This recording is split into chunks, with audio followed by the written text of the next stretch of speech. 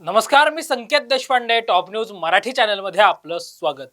9 डिसेंबर 2024 बीड जिल्ह्यातल्या केज तालुक्यातल्या मस्साजोग गावचे सरपंच संतोष पंडितराव देशमुख यांची अमानवीय निर्घृण पद्धतीने हत्या झाली. त्यांचा मृतदेह देठणा या ठिकाणी सापडला. अगोदर अपहरण, नंतर हत्या. या सगळ्या संतोष देशमुखांच्या हत्या प्रकरणानंतर महाराष्ट्र हळहळला आणि या प्रकरणाचा आजचा 64वा दिवस आणि फरार असणारा जो आरोपी आहे कृष्णा आंधळे, याच्या अनुषंगाने एक मोठी अपडेट आता समोर आलेली आहे. कृष्णा आंधळेची मालमत्ता जप्त करण्याचे, अर्थात संपत्ती जप्त करण्याचे निर्देश न्यायालयाने दिलेले आहेत. सीबीआय कडून हा अर्ज जो आहे तो देण्यात आला होता. नेमकं काय घडलंय, न्यायालयाने काय म्हटलंय, या सगळ्या विषयावर आपण चर्चा करणार आहोत. आणि या चर्चेत माझ्यासोबत असणार आहे माझा सहकारी राजरत्न चोंदळे. राजरत्न, कृष्णा आंधळे म्हणजे आपण जसं म्हटलं एका लाईव्ह मध्ये की 23 वर्षाचा पोरगा अक्षरशः तपास यंत्रणांच्या नाकात दम आणतंय, अजूनही फरार आहे. या सगळ्यानंतर एक अपडेट अशी देखील आली होती की हा जो आहे कृष्णा आंधळे हा 2 वर्षापासून फरार होता. मग या सगळ्या अनुषंगाने आता त्याच्या अनुषंगाने एक महत्वपूर्ण निर्णय आल्याचं पाहायला मिळतंय आणि न्यायालयाने त्याची संपत्ती जप्त करण्याचे आदेश दिलेत. संकेत, आपण पाहतोय की 9 डिसेंबर 2024ला मसाजोग गावचे सरपंच संतोष देशमुख यांची अपहरण करून अत्यंत निर्घृणपणे हत्या करण्यात आली.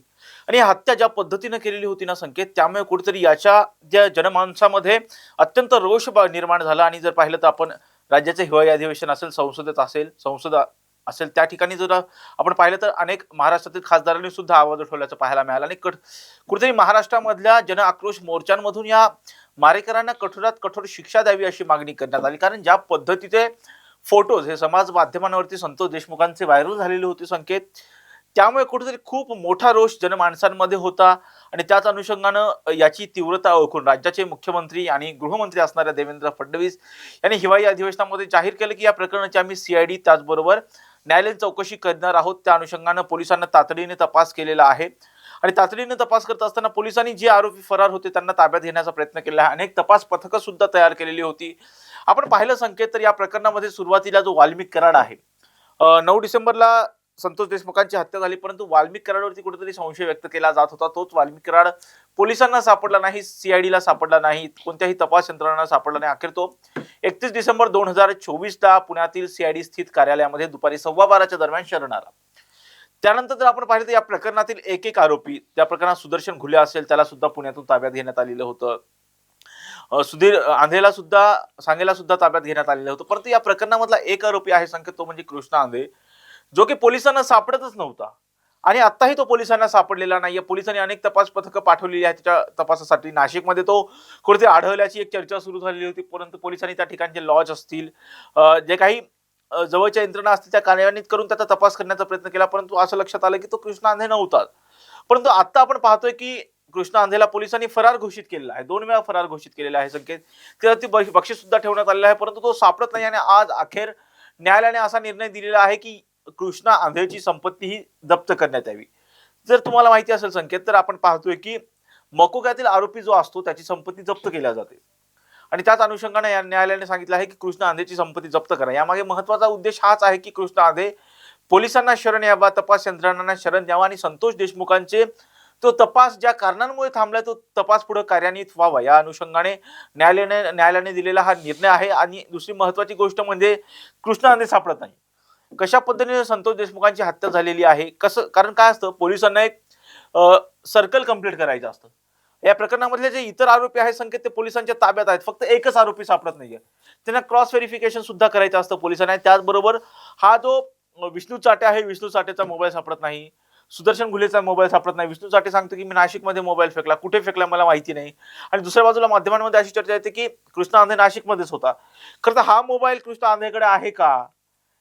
कृष्णा आंधळेकडे असेल तर, किंवा कृष्णा आंधळेकडे हा मोबाईल दिला असेल तर त्यांनी तो मोबाईल कुठे ठेवलाय, कुठे फेकलाय का, तो पुरावा त्यांनी नष्ट केलाय का? अनेक बाबींचे कंगोरे तपासण्यासाठी पोलिसांना कृष्णा आंधळे हा गरजेचा आहे. आणि त्याच अनुषंगाने पोलीस तपास करतात. आणि न्यायालयाने दिलेला निर्णय हा फार महत्वाचा आहे. कारण कृष्णा आंधळेची संपत्ती जर जप्त केली तर तो कुठेतरी पोलिसांना शरण येऊ शकतो. त्या अनुषंगाने न्यायालयाने घेतलेला हा निर्णय आहे. परंतु संतोष देशमुखांच्या हत्येला जवळपास संकेतात 64 दिवस झालेले आहेत. मला सांग, 64 दिवसाच्या नंतरही एक आरोपी सापडत नाहीये. का सापडत नाहीये? पोलिसांची कुठेतरी यामध्ये उदासीनता दिसते. त्याची महत्वाची गोष्ट उदासीनतेची सांगतो संकेत. जो कृष्णा आंधे याआधी 2 वर्षांपासून फरार आहे असं बीडच्या पोलिसांनी सांगितलेलं आहे. तोच कृष्णा आंधे बीडचे पोलीस निरीक्षक असणाऱ्या राजेश पाटील यांच्याबरोबर विष्णू चाटेच्या ऑफिसमध्ये दिसतो. खंडणीचं जे प्रकरण आपल्याला तुला आठवत असेल, सीसीटीव्ही एक व्हायरल झालेलं होतं, त्यामध्ये हा कृष्णा आंधे दिसतो. त्यामुळे हा कृष्णा आंधे फक्त कागदोपत्री दाखवण्यासाठी फरार आहे असंच म्हणावं लागेल ना, कारण तो पोलिसांसोबत दिसतो, तो कागदोपत्री फरार आहे. तो कृष्णा आंधे कुठं आहे याचं गांभीर्याने तपास होणं हे फार गरजेचं आहे. त्या अनुषंगाने न्यायालयाने दिलेला हा निर्णय फार महत्वाचा वाटतो. या सगळ्या अनुषंगाने जर आपण पाहिलं राजरत्न, तर फरार आरोपींची मालमत्ता जप्त करा असे आदेश राज्याचे मुख्यमंत्री आणि ज्यांच्याकडे गृह विभाग आहे त्या देवेंद्र फडणवीसांनी सुद्धा अगदी सुरुवातीला दिले होते, ज्यावेळी वाल्मिक स्वतः फरार होता. वाल्मिकचं लोकेशन जे आहे ते 15 डिसेंबर पर्यंत ट्रेस झाल्यानंतर काही स्ट्रेस होत नव्हतं, त्यावेळेस राज्याच्या मुख्यमंत्र्यांनी आदेश दिले होते. मात्र आता पहिल्यांदा या प्रकरणामध्ये असं दिसतंय, म्हणजे वाल्मिकच्या संपत्तीची ईडीने चौकशी करावी ही याचिका ज्यावेळी न्यायालयाने फेटाळली, त्यानंतर मग संपत्ती जप्त करण्यासाठीचा जो काही विषय आहे तो कुठेतरी बारगळेल असं वाटलं होतं. मात्र कृष्णा आंधळेची मालमत्ता किंवा तिकडे मग ते बाप्पू आंधळे जे सरपंच होते त्या प्रकरणामध्ये बबन गीतेची संपत्ती जी आहे, मालमत्ता जी आहे ती जप्त करण्याचे आदेश सुद्धा न्यायालयाने दिलेत. आता तरी कृष्णा आंधळे शरण येईल असं वाटतं. संकेत, एक गोष्ट मालमत्तेच्या बाबतीमध्ये तू सांगितलेलं आहेस, कारण वाल्मिक कराड हा खंडणीचा आरोपी आहे. त्यानंतर त्याला मकोका अंतर्गत त्याची खुनाच्या संदर्भामध्ये चौकशी सुरू आहे. तो आता मकोकातील आरोपी सुद्धा आहे वाल्मिक कराड. परंतु दुसरी एक बाब महत्वाची तुला सांगतो, मकोका मधला जो आरोपी असतो संकेत, त्याची संपत्ती जप्त करता येऊ शकते अशी तरतूदच कायद्यामध्ये आहे. आणि त्याच अनुषंगानं न्यायालयामध्ये याचिका दाखल करण्यात आलेली होती, जनहित याचिका दाखल करण्यात आली होती. मला वाटतं एका सामाजिक कार्यकर्त्यांनी ही याचिका दाखल केलेली होती आणि त्याच अनुषंगानं जर आपण पाहिलं संकेत, ही याचिका न्यायालयाने फेटाळली. कारण का याचिका करण्यात आलेली होती? कारण वाल्मिक कराडच्या नावे बीड असेल, अंबेजोगाई असेल, पुणे असेल, त्याचबरोबर आपण पाहतोय की हडपसरचा भाग असेल, पिंपरी चिंचवडचा भाग असेल, सोलापूर असेल, अनेक ठिकाणी वाल्मिक कराडच्या संबंधित लोकांच्या आणि वाल्मिक कराडच्या अनेक मालमत्ता कोट्यावधी रुपयांमध्येच्या मालमत्ता ज्या आहेत त्या सापडलेल्या होत्या. आणि त्याच अनुषंगाने त्याच्याकडं जो गोपीनाथ मुंडेंचा साधा घरगडी असणाऱ्या व्यक्तींकडे एवढी मालमत्ता आलीच कुठून, त्याचं इन्कम स्रोत काय, याचा सुद्धा तपास होणं गरजेचं आहे. आणि त्याच अनुषंगानं एक जनहित याचिका न्यायालयामध्ये दाखल करण्यात आली होती, परंतु ही न्यायालयाने ही जनहित याचिका फेटाळली. त्या बाबतीमध्ये एक त्याच्यावरती ईडीने चौकशी करावी अशी सुद्धा मागणी करण्यात आलेली होती, परंतु याचिका फेटाळलेली आहे. दुसरी महत्वाची गोष्ट म्हणजे मकोकातील आरोपींची संपत्ती जप्त करता येऊ शकते. आता हा कृष्णा आंधळे जो आहे संकेत, तो मकोकातील आरोपी आहे आणि न्यायालयाने जो निर्णय दिलेला आहे तो मकोका कायद्याअंतर्गत दिलेला आहे. त्यामुळे जर आता तुला एक गोष्ट माहिती असेल, काही दिवसांपूर्वी सुरेश धसांनी पत्रकार परिषद घेतली होती आणि सांगितलं होतं की हा छत्रपती संभाजीनगर मधला एक तरुण आहे आणि तो पोलीस भरती तयारी करण्यासाठी जात होता, त्याला पोलीस बनायचं होतं, पण तो वाईट मार्गाला लागला आणि अवघ्या 23 वर्षाचा कृष्णा आंधळे एक वांग मार्गाला लागला. आणि आता पाहतोय की पोलीस बनायचं स्वप्न असणारा कृष्णा आंधळे आता पोलिसांपासूनच पळायला लागला, फरार होऊन इकडे तिकडे पळतोय.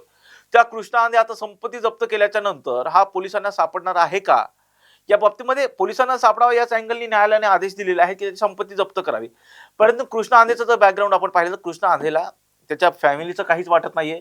तो गुन्हे करतो, एका राज्यातून दुसऱ्या राज्यांमध्ये फरार होतो, हा त्याचा इतिहास आहे. तो 2-2 वर्ष आई वडिलांना भेटत नाही. हा कृष्णा आंधळे जो आहे तो 2-2 वर्ष आई वडिलांना भेटत नाही आणि त्यामुळे याला कितपत त्याची संपत्ती जप्त केली तरी याला कितपत फरक पडेल हे खूप मोठं प्रश्नचिन्ह आहे. याला नेमकं आता तो फरार जरी असेल तर तो कुठं राहतोय, त्याला पैसे कोण पुरवतोय आताही, हे सुद्धा फार महत्वाचं आहे. त्यांना राहण्यासाठी त्याला आसरा कोणी दिलेला आहे ते सुद्धा फार महत्वाचं आहे.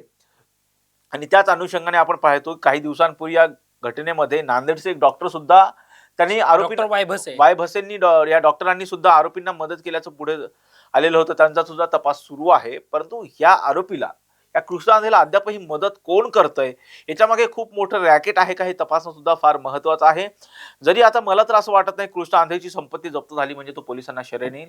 तो अशा कोणत्या तरी ठिकाणी आहे संकेत जिथून त्याच्याशी कॉन्टॅक्टच होऊ शकत नाही. कारण तू विचार कर, एवढी मोठी यंत्रणा आहे, सीआयडी आहे, 13 पथकं काम करते, 13 पथकं काम करते ना. अशा वेळी जवळपास 64 दिवस होतात आणि हा साधा एक कृष्णा आंधळे जो की 23 वर्षाचा मुलगा तो पोलिसांना सापडत नाही.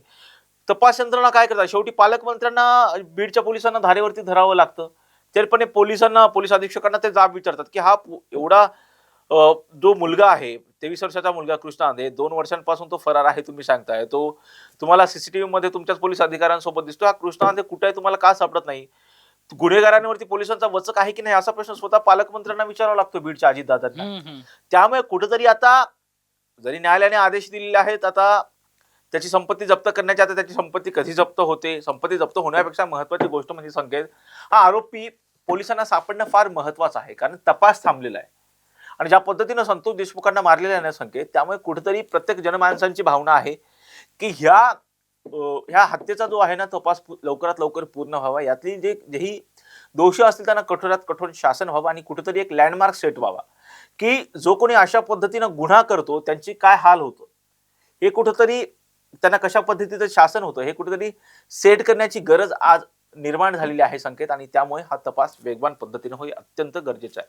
निश्चितच 5 वाहनं आणि थाऊर आणि केज मध्ये असणारी 3 बँक खाती जी आहेत ती यामुळं गोठवण्यात येणार आहेत. आता तुर्तास राजरत्न हे पाहणं महत्वाचं आहे की न्यायालयाने हे आदेश दिल्यानंतर तरी कृष्णा आंधळे सरेंडर होतो का, शरण येतो का, या सगळ्या प्रकरणातले अपडेट्स आम्ही वेळोवेळी तुमच्यापर्यंत घेऊन येणार आहोत. तर पाहत रहा टॉप न्यूज मराठी, आपला महाराष्ट्र आपली बातमी.